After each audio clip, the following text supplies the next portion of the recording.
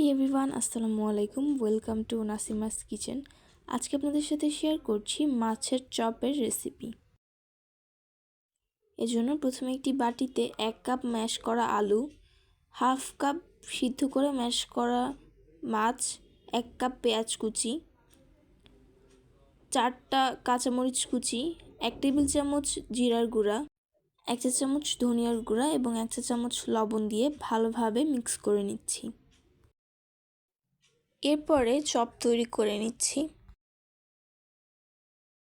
এরপর bread crumbs এবং একটি ডিম ফেটে নিয়েছি। এরপর সেই বানিয়ে রাখা চপগুলোকে একবার ডিমে এবং এরপর ব্রেড ক্রাম্বসে কোট করে নিচ্ছি। একই প্রসেসে আমি সবগুলো মাছের চপ তৈরি করে নিয়েছি। এরপর আমি একটি প্যানে তেল গরম করে চপগুলোকে শ্যালো ফ্রাই করে নিচ্ছি। তৈরি হয়ে গেল মজাদার মাছের চপ। আজকের ভিডিওটি এই পর্যন্তই। দেখা হচ্ছে নেক্সট ভিডিওতে। আল্লাহ হাফেজ।